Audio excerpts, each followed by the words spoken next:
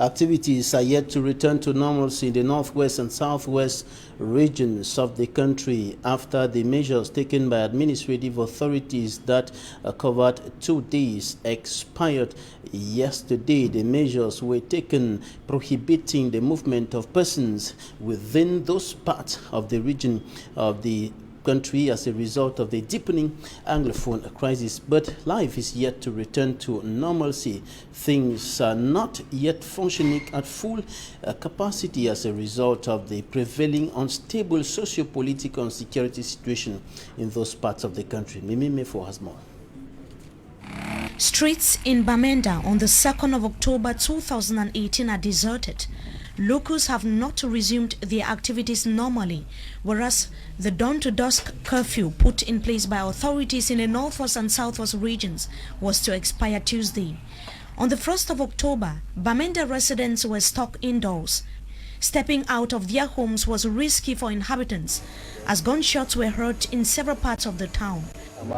But the tense atmosphere was not enough to prevent the holding of an epaulet award ceremony chaired by Brigadier General Aga Robinson, commander of the 5th Joint Military Region.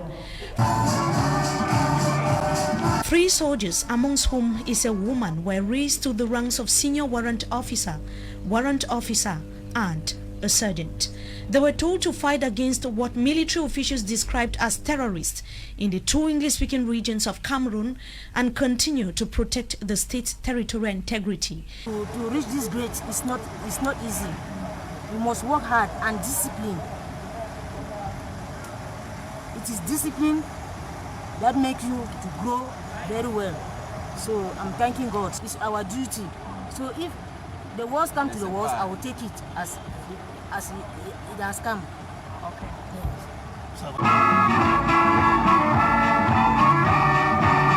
It was a strictly military ceremony, as the venue was void of civilian population.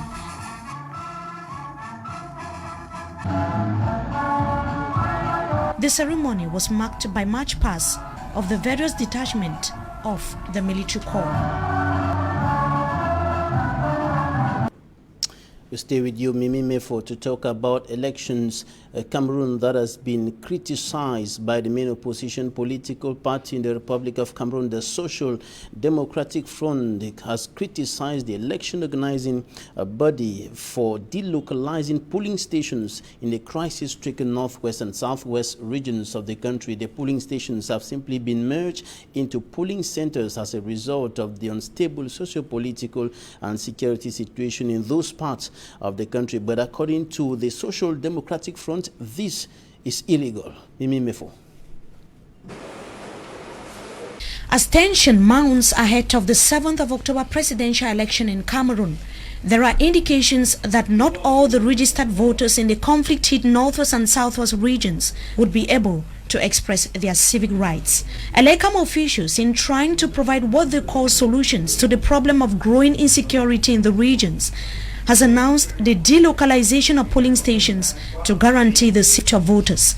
The Social Democratic Front says that the move is illegal and unacceptable. We of the Social Democratic Front, we are totally opposed to the decision concerning the delocalization of polling center during the upcoming presidential election. As you are surely aware, the rate of insecurity in the Anglophone regions is to the extent that even administrative authorities have difficulties to secure themselves. Barrister Mustafa Ngwana has said that creating polling centers kilometers away from home is exposing lives of population who are in the regions where movements of persons and motorbikes are restricted. You know that in the Anglophone region there is a curfew. There is a curfew, and even in normal circumstances, bike riders are not moving as they are willing. In such a case, how will the population do to be present in those polling stations? He also said that it is discrimination against the English-speaking population by ELECAM. ELECAM and the government are organizing themselves to remove the Anglophone from the electoral process, and that's why we are totally against. The Social Democratic Front tabled a proposal to the elections governing body. In one of our key proposals is that the polling station should be maintained where they were, because there will be no military to accompany those people to go out to citizens to go and vote. In the context where there is people are frightful, people are afraid all over the Anglophone regions. That means I think it's more easier for somebody to vote in the school next to his house than to go after kilometers and kilometers. The 2018 presidential election would take place in less than 5 days, and it is not known how many polling zones have so far been created by Elections Cameroon.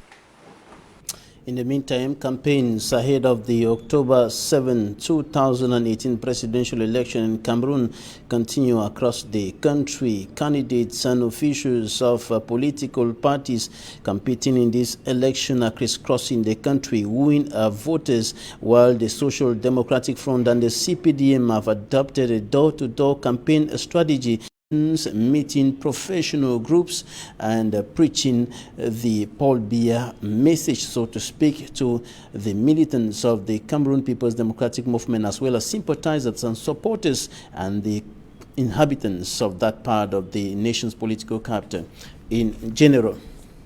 Now we continue to talk about the Église Évangélique du Cameroun, or better still, the Evangelical Church of Cameroon, that continues to pray for peace to return in Cameroon, notably in the crisis-stricken parts of the country in the northwest and southwest, but also in the far north region of the country, threatened by attacks from militants of the Nigerian terrorist sect Boko Haram and members of that church, notably from the center and south. One synodal region have been converging to pray for peace, not only in Cameroon, but also in the church as a whole, and particularly in the Evangelical Church of Cameroon, which has been hit by in-house crisis in recent years over power struggle.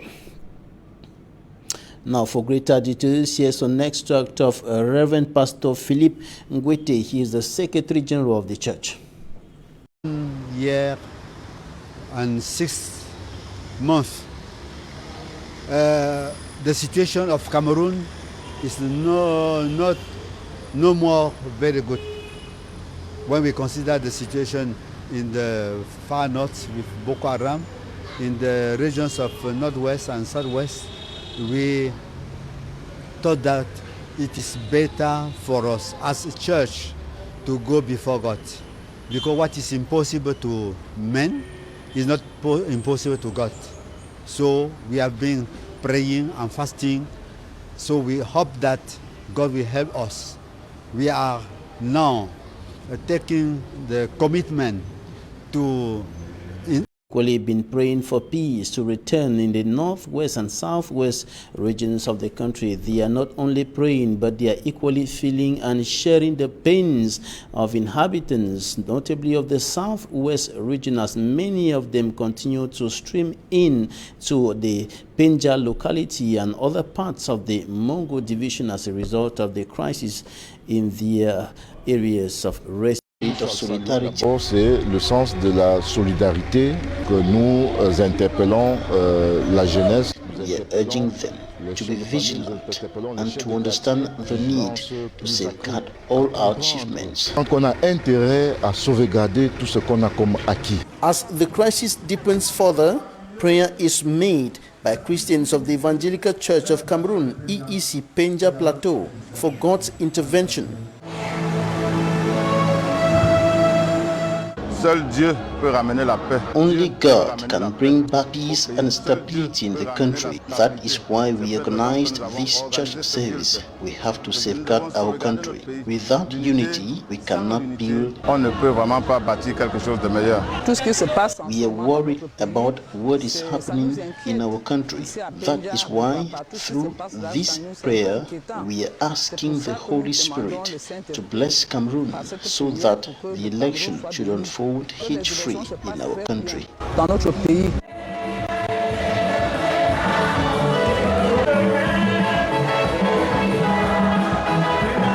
in the hope that God will restore peace before, during, and after the presidential election. A sacrifice of praise and worship is offered to God by all, including the physically challenged.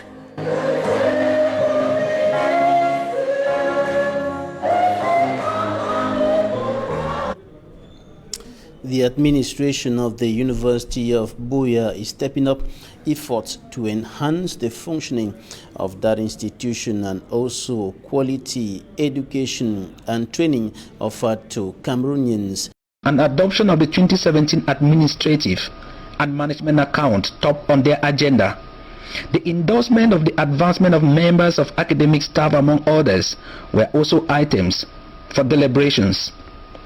Professor Edward Oben-Aku, Pro-Chancellor of the University of Buea and Chairman of the Council, chaired the meeting. And after examination, the 2017 accounts were satisfactorily adopted. The job well done, the accounts were well presented, the finances of the university were well managed.